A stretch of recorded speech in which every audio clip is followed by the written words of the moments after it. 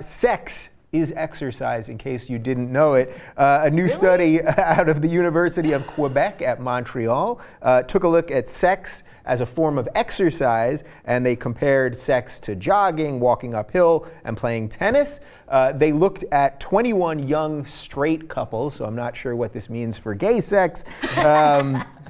They had them jog on treadmills for 20 minutes while researchers monitored their energy expenditure in order to provide a comparison for the physical demands of sex. And then, if you're wondering how they gauged how many calories they burned during sex, the scientists gave volunteers an unobtrusive armband to monitor the exertion and the calories that were burned during sex. According to the study, sex is the equivalent of playing doubles tennis or walking uphill. Okay, pretty good. Sex burned 4 calories per minute for men and 3 minutes for women during sessions that ranged from 10 to 57 minutes, including foreplay. The average was 25 minutes. Men burned about 9 calories per minute jogging and women about 7. So obviously the first question here is, how important is sex to your physical fitness? Do you make it part of your workout routine? No, I do not consider it like, oh, I had sex with my husband last night. That's like going to the gym. No, I'm going to skip it tonight. First of all, who paid for this report? Who paid for the research? The fine people that fund the University it's of Quebec at Montreal? It's almost like people realizing, wow, McDonald's is bad for you. Really, sex? Of course you're going to burn some calories. You're sweating, your heart beats up.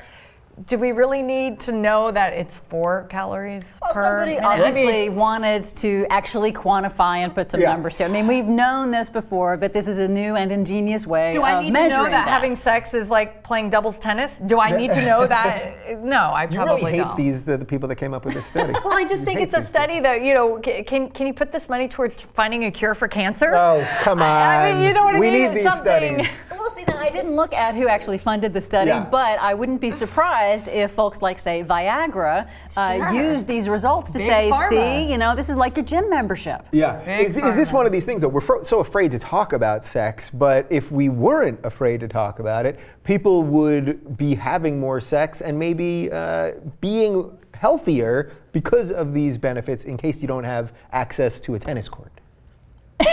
I just don't really see people using it for that. That's a great, that would be wonderful. So now you're both married. If your husband came home and said, you know, I ate like crap today and I don't feel great, and I don't want to go to the gym, it's cold out and blah, blah, blah. You know, can we do it for a couple hours? Would you see that as a couple hours? Oh, God. All right, how long? What are we talking about? 15, will you give him 15 minutes? Well, certainly you probably wouldn't be laying down doing it, you know, the old-fashioned way, because if you need to burn some calories, you're not going to the gym. You better get up and start moving around. Well, you could let him do all the work. That's what I'm saying. Well, that's probably why men burn a few more calories than women, because guys are doing most of the work. But you're crazy. First of all.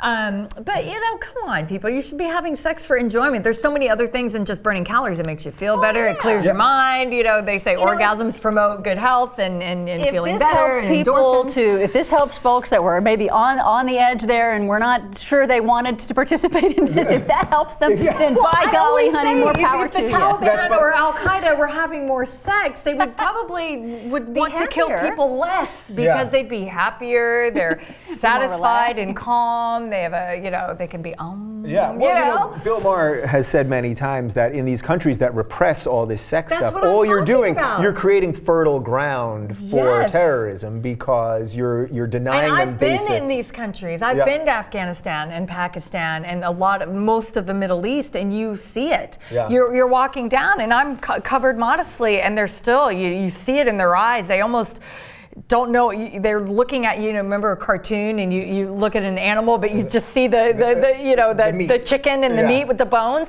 That's what I feel like they're looking at. But you feel the angst and the anger almost, you know. And I'm just thinking, God, if you got laid, you would just feel so much better. I mean, you're thinking that. Honestly, it's true. So why, with all the information we have, and everyone has, you know, Twitter and all that, even just last night, the Supreme Court in India outlawed gay sex. So why do things still keep moving backwards? India is a pretty Western country, even though it's in that part of the world. So why do things still move backwards? Religion. It's just, I mean, basically, there's, you know, that's the foundation of all repression and suppression, pretty much. I mean, if you look at the books on a lot of states, in a lot of states, even in America, we still have some crazy laws. There's still crazy, you know, sodomy's outlawed in most southern states still, and I mean, even consensual sex with chickens is outlawed. I mean, you know, there's still weird things on the books that people don't necessarily follow. It's like arbitrary laws. The moralistic, authoritarian tendency in our society, I think, is partly what is behind that. I always say, if it's behind my four walls of my house and I'm not hurting anybody else, just leave me alone. You can't regulate me inside my home. You can't regulate me inside my home, a good finish. So get out there and have some consensual sodomy, you sodomites, you crazy sodomites.